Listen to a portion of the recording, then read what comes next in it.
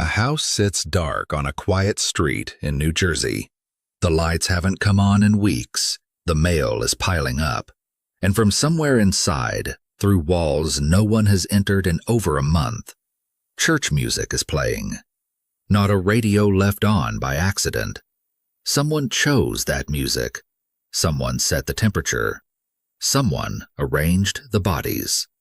And by the time the police finally climb through that window, the man who did all of it is 1,000 miles away, living under a new name, attending a new church, marrying a new wife. He will stay hidden for 18 years, and the thing that finally destroys him, a lump of clay. Westfield, New Jersey, 1971, a town that looks like it was designed to sell insurance. Trimmed hedges, station wagons, kids on bicycles after school. Westfield, New Jersey, the kind of place where the worst thing that happens on any given Tuesday is someone's sprinkler hitting the neighbor's cat. Now look at the biggest house on the block, a sprawling Victorian, 19 rooms, a ballroom, stained glass windows catching autumn light. The kind of home that whispers old money. Except the family inside is drowning. John Emil List lives here, 46 years old, an accountant with a master's degree and a resume that reads like a slow-motion car wreck. One lost job after another, each one a little more humiliating than the last. He wears dark suits. He speaks softly. He teaches Sunday school every week at the local Lutheran church. And when he prays, he closes his eyes so tight you'd think he was trying to squeeze God through his eyelids. His wife Helen is 46 too. They've been married almost 20 years, which sounds like a milestone, but feels more like a sentence.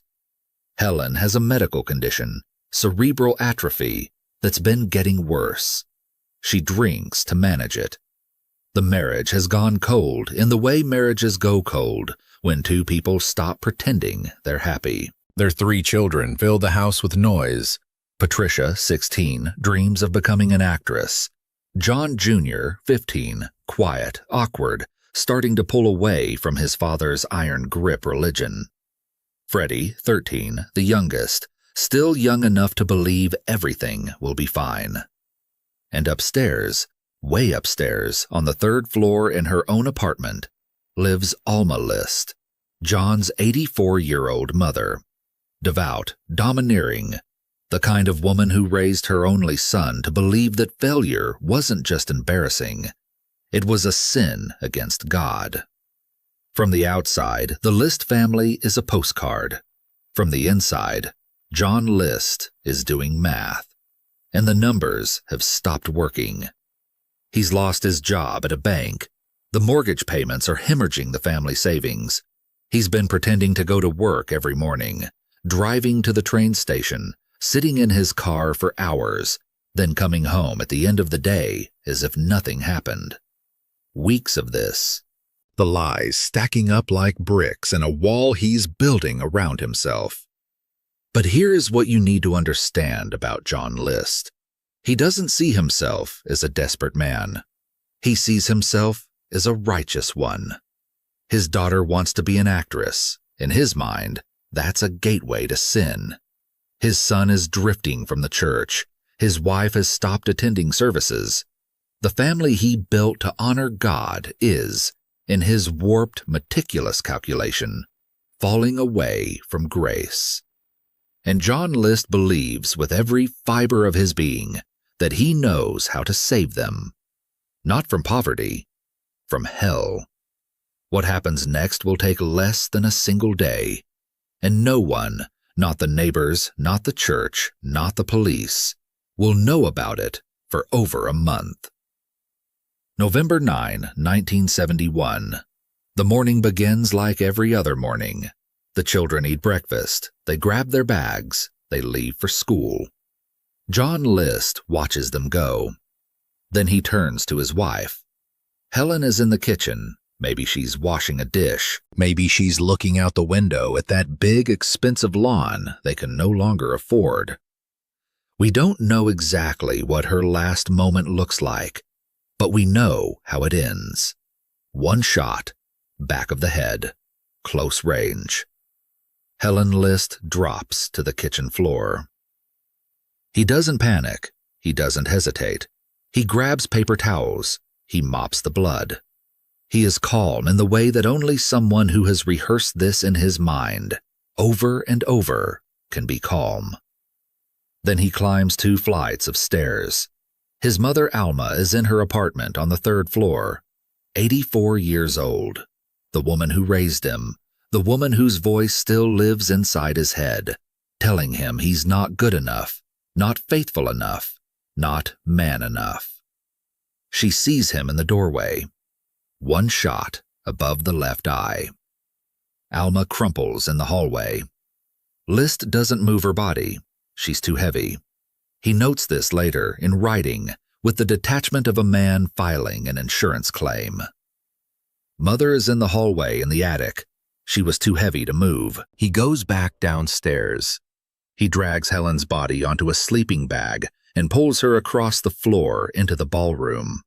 That grand, cavernous room with the high ceilings and the chandelier. He lays her out, straightens her. Then he cleans up more blood. And he waits. The afternoon crawls forward. 3 o'clock. 3:30. The front door opens. Patricia arrives first, 16 years old.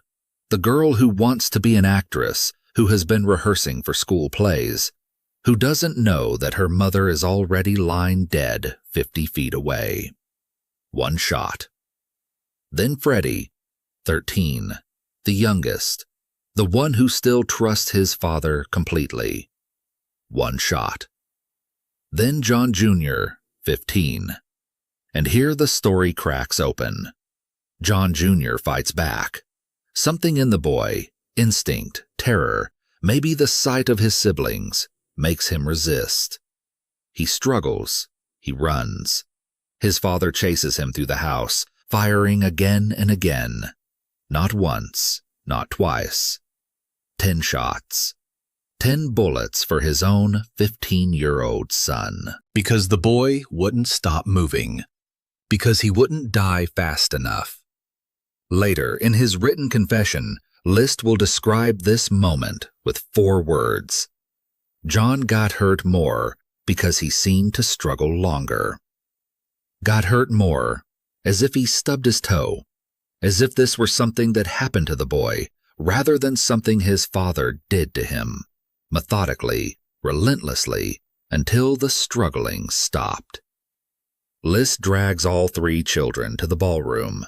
He lines them up on sleeping bags next to their mother. 4 bodies, side by side. Neat, orderly. The work of a man who files everything in its proper place. Then he kneels beside them, and he prays. He opens a hymnal. He reads aloud. He says prayers for each of them. The wife he executed, the mother he left crumpled in a hallway, the 3 children he shot like animals. That was the least I could do. Now John List doesn't run in a panic. He doesn't flee into the night. He completes a checklist.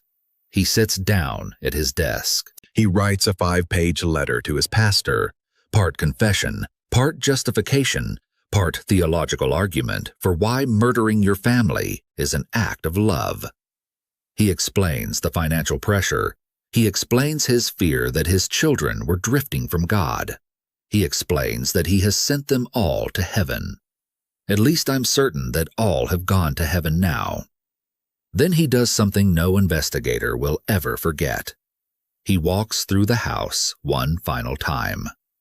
He turns the thermostat down, way down, to slow decomposition. He tunes the radio to a classical music station and turns up the volume. He switches on the intercom system so the music plays in every room. Funeral music, filling the empty house, playing over the bodies of his family. A soundtrack for the dead, chosen by their killer. And then John Emil List drives to JFK Airport, parks his car in the long-term lot, and disappears. A month passes. The neighbors notice the lights are always off. The mail is overflowing. But someone told them the family was visiting a sick relative, and people in towns like Westfield don't pry. Until they do, a call goes to the police. Officers arrive at the Victorian mansion. They try the doors. Locked. They find an unlocked window on the side of the house and climb through. The house is freezing. The thermostat is barely above 40 degrees. But there is sound, music everywhere, seeping through the walls like something alive. Organ hymns, dirges, the kind of music you hear at funerals, playing on an endless loop. And then the smell hits. That unmistakable sweetness, the scent of human decay. They follow it to the ballroom. 4 bodies, sleeping bags, lined up with geometric precision. Helen List and her 3 children, decomposing in the cold, serenaded by church music their father chose for them a month ago. Upstairs on the 3rd floor, they find the 5th body, Alma, still in the hallway where she fell, too heavy to move. In the den, 2 guns sit on the desk. Beside them, the letter. John List has been gone for 30 days, and no one has any idea where he is. The FBI puts out a nationwide warrant. Every field office, every post office, every law enforcement agency in the country gets a photograph of John Emil List, a bland, unremarkable face behind wire-rimmed glasses. The kind of face you forget the moment you look away. And that is the problem.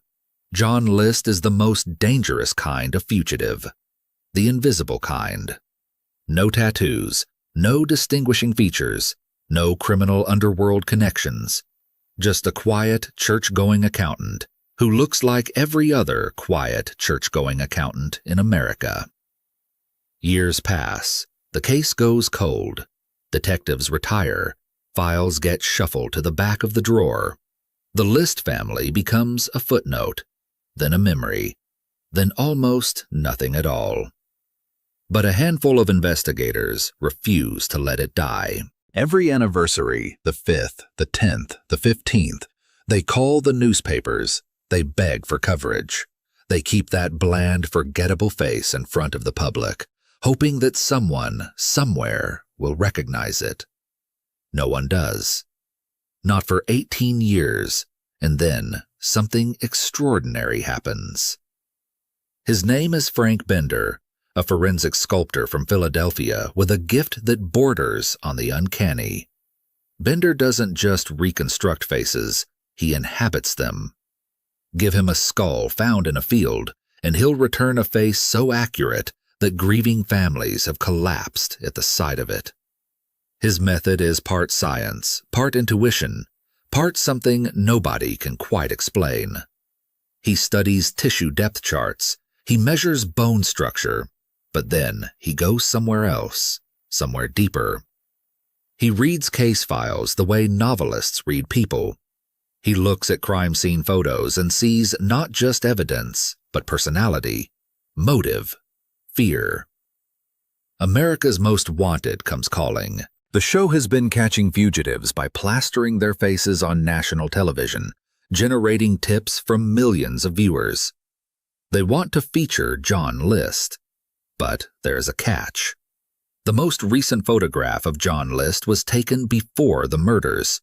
He is 46 in that picture. He would now be 64. What does an aging mass murderer look like after 2 decades of hiding? Nobody knows.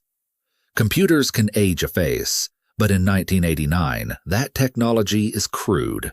Add some wrinkles, gray the hair, call it a day. Bender wants something more. He wants to build the man from the inside out. He calls Richard Walter, a forensic psychologist with a specialty in criminal behavior. Together, they are going to do something no one has ever attempted. Predict not just how John List's face has changed, but how his soul has changed it. Bender and Walter spend weeks building a psychological architecture of John List. They pore over every newspaper article, every photograph, every scrap of evidence from the case file. They study his German immigrant parents, his suffocating mother, his rigid Lutheran upbringing, the pattern of professional failure that defined his adult life. Job after job lost, each one feeding a shame so deep it became structural, load-bearing, the thing that held his entire personality together. Walter's profile is surgical. List killed out of anger and retaliation, not against his family, but against his own inadequacy. He was a man who felt entrapped by the women in his life, his domineering mother, his ailing wife, and who lacked the emotional vocabulary to do anything about it except destroy them. But here is the critical insight, the one that will ultimately catch a killer. List didn't feel guilt. He felt anxiety. Not remorse for 5 murders, but terror at the thought of being caught. And that distinction, Walter tells Bender, would be written on his face. Bender begins sculpting. He turns the corners of the mouth down, not from sadness, but from the perpetual tension of a man who is always, always afraid. He adds sagging jowls, borrowing from photographs of List's father to predict how genetics would reshape the jaw. He sculpts a receding hairline. He ages the surgical scar behind the right ear, a detail so specific it will later become the forensic equivalent of a fingerprint. Then comes the final detail. Glasses. Walter is certain List would never wear contacts. He's not vain enough. But Bender goes further. He predicts that List would have changed his glasses. The old wire-rimmed frames would be gone. In their place, thick, dark frames, heavy, authoritative. Why? Because John List is a man who has failed at everything. And a man who has failed at everything will compensate. He'll want to look smarter than he is, more important, more substantial. The glasses aren't a disguise. They're a man who knows in the marrow of his bones that he is a fraud. Bender walks through a thrift store. He sorts through dozens of used pairs. He finds the ones that feel right. Heavy tortoiseshell frames, the kind a small-town bank manager would wear to a board meeting. He places them on the bust, and the face of a 64-year-old mass murderer stares back at him. May 21st, 1989, Sunday night. Millions of Americans are parked in front of their televisions. America's Most Wanted begins its broadcast. The John List segment airs. The story unfolds. The murders, the disappearance, the 18 years of silence. And then, at the end, the camera holds on Frank Bender's forensic bust. That downturned mouth, those sagging jowls, those thick, dark glasses. In Denver, Colorado, a woman named Wanda Flannery is watching with her daughter. The details start landing like punches. Accountant, Lutheran, scar behind the right ear, well-dressed, meticulous. And then the bust appears on screen. Wanda Flannery stops breathing. She knows that face. She has lived next door to that face. She has had dinner with that face. She watched that face marry her friend Dolores at the local Lutheran church. That face belongs to a man named Bob Clark. Oh my God, that's Bob. Bob is John List. We have to call. She picks up the phone. Richmond, Virginia, June 1st, 1989. The FBI moves fast. Wanda Flannery tells them that Bob Clark recently relocated to Richmond, Virginia. He's working as an accountant. He's remarried. He attends church every Sunday. Agents descend on a small accounting office in a Richmond suburb. A quiet man in a suit sits at his desk, punching numbers into a calculator. An agent approaches. "Are you Mr. Clark?" "Yes." "Are you John List?" A pause. The briefest flicker behind those thick, dark glasses. "No, I'm Robert Peter Clark." But Robert Peter Clark has a scar behind his right ear, and when the FBI runs his fingerprints against a gun permit application filed in New Jersey in October 1971, 1 month before the murders, they match. Bob Clark and John List are the same man. 18 years, a new name, a new wife, a new city, a new life built on the graves of 5 people. And it all collapses because a sculptor in Philadelphia looked at old photographs and understood not just the bones of a face, but the architecture of a mind. At trial, the full picture emerges in nauseating detail. John List had planned the murders for weeks. He chose the date carefully, after the children left for school, giving him hours alone with Helen. He bought the sleeping bags in advance. He wrote the confession letter before firing a single shot. He canceled the newspaper delivery. He notified the school that the children would be absent. He forwarded the mail. This was not a breakdown. This was project management. His defense tried to argue mental illness. The prosecution dismantled it with List's own words. That 5-page letter to his pastor, written with the calm precision of a quarterly earnings report. "I know that what has been done is wrong. At least I'm certain that all have gone to heaven now." The jury deliberated for less than a day. Guilty. 5 counts of first-degree murder, 5 consecutive life sentences. And here's the detail that settles into your chest and stays there. When John List was captured, he was wearing the exact same style of glasses that Frank Bender had placed on the forensic bust. The same thick, dark frames, the same quiet attempt to look like more than he was. The New York Times ran both images side by side, the bust and the man, and readers couldn't tell which was which. Frank Bender had never seen John List. He'd never stood in the same room with him. He'd built that face from photographs, case files, and the psychological profile of a man who believed he could kill his way to a clean slate. And he got it right, down to the glasses. John List died in prison in 2008. He was 82 years old. He never expressed remorse. In interviews, he maintained that he had sent his family to heaven, that the murders were an act of mercy, not malice. He said he prayed for them every day. He said God understood. His second wife, Dolores, stood by him for years before the weight of it broke her. She'd married a ghost, a man who told her his first wife died of cancer, a man who said he had no children. She slept beside a man who had executed 3 kids, mopped up their blood, prayed over their bodies, and then driven to the airport with a suitcase and a new Social Security number.